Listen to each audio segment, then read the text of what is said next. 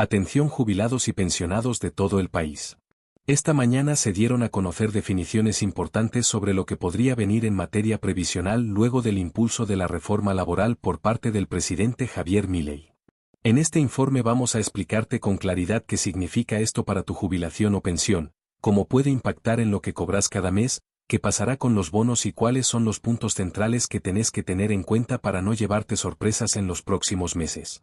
La información fue presentada por la especialista previsional Florencia Marcarián, quien detalló los principales aspectos vinculados a los cambios que podrían afectar al sistema administrado por ANSES. Además de explicar el alcance de la reforma laboral, también respondió consultas frecuentes de jubilados y pensionados que quieren saber qué ocurrirá con los aumentos, cómo se calcularán los haberes y si habrá modificaciones en los requisitos para acceder a una prestación en el futuro cercano. Uno de los puntos que más inquietud genera es si la reforma laboral implicará una reducción directa en el monto de las jubilaciones. Según se explicó, no habría una baja automática en los valores que actualmente perciben jubilados y pensionados. Es decir, no se estaría tocando el importe nominal de las prestaciones. Sin embargo, el eje de la discusión pasa por la forma en que se financia el sistema previsional y cómo podrían modificarse las fuentes de ingresos que sostienen el pago mensual de los haberes. La propuesta contempla la creación de un fondo destinado a cubrir eventuales indemnizaciones laborales, tanto para grandes empresas como para pequeñas y medianas empresas. Para permitir la conformación de ese fondo, se plantea una reducción en las contribuciones patronales.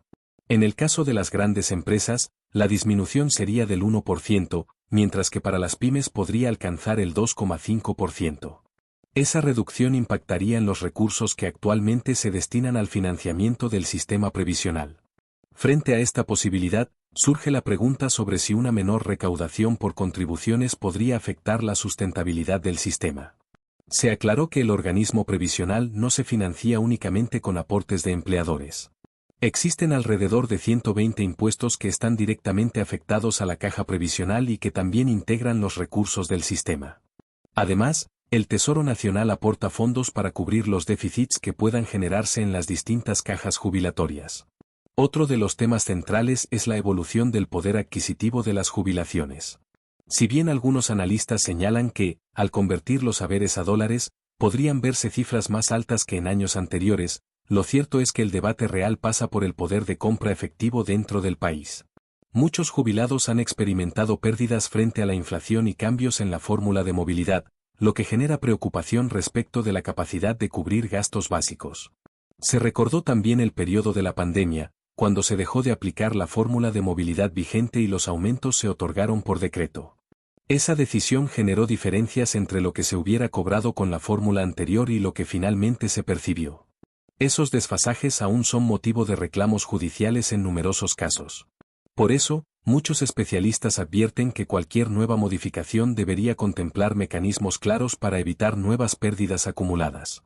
De cara al cierre del año, se espera que el gobierno avance con una reforma previsional más amplia. Sin embargo, hasta el momento no se presentó un proyecto integral que compense las pérdidas que algunos sectores sostienen haber sufrido en años recientes. En ausencia de una solución legislativa que contemple estas diferencias, la vía judicial aparece como una alternativa para quienes consideren que sus haberes no reflejan correctamente los derechos adquiridos a lo largo de su vida laboral. En cuanto al nuevo sistema jubilatorio que podría implementarse, uno de los cambios más mencionados es el aumento de la edad jubilatoria. La propuesta incluiría equiparar la edad de las mujeres a los 65 años, igualándola a la de los hombres, y posteriormente avanzar en un incremento progresivo para ambos géneros.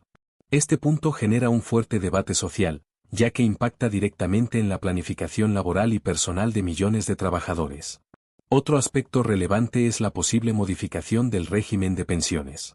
Se analiza que las pensiones podrían dejar de ser vitalicias en ciertos casos y pasar a tener una duración limitada, con el objetivo de funcionar como una ayuda transitoria para reorganizar la situación económica del cónyuge supérstite. Esta medida estaría vinculada a la edad del beneficiario y a otras condiciones específicas que todavía no fueron definidas con precisión en un proyecto formal. Asimismo, se anunció que se llevaría adelante una revisión profunda de los regímenes diferenciales, que actualmente representan más del 50% del gasto previsional. La intención sería evaluar cuáles de esos regímenes deben mantenerse y cuáles podrían modificarse o eliminarse. Según estimaciones preliminares, el conjunto de estas reformas podría generar un ahorro equivalente al 10% del Producto Interno Bruto, aunque estos cálculos aún deben ser debatidos en el ámbito legislativo. Un punto que genera especial preocupación es la continuidad de las moratorias previsionales.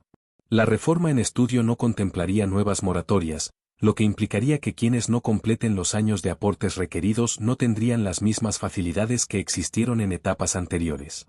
Esto podría afectar a trabajadores informales o a quienes tuvieron trayectorias laborales interrumpidas, especialmente mujeres que dedicaron años al trabajo no remunerado en el hogar. Ante este escenario, se recomienda a jubilados y futuros jubilados mantenerse informados a través de canales oficiales. Es fundamental consultar únicamente los sitios y aplicaciones oficiales de ANSES para evitar fraudes o información incorrecta. El organismo cuenta con herramientas digitales y un asistente virtual que permite realizar consultas sobre fechas de cobro, montos, turnos, cambios de clave y otros trámites frecuentes. También es importante prestar atención a posibles errores al momento de cobrar. Verificar la fecha asignada según terminación de documento, confirmar el lugar de pago y revisar los recibos puede evitar inconvenientes innecesarios. En caso de detectar diferencias o problemas en la acreditación, se recomienda realizar el reclamo correspondiente a través de los canales oficiales o solicitar un turno para atención personalizada en una oficina cercana. Muchas de las consultas recibidas tienen que ver con el cálculo del haber jubilatorio en situaciones mixtas, es decir, cuando una persona trabajó en relación de dependencia y también fue monotributista. En estos casos, se toman en cuenta principalmente los últimos años en relación de dependencia para determinar el haber inicial. El componente de monotributo se calcula por separado, pero el peso principal en la fórmula suele recaer en los aportes como trabajador dependiente.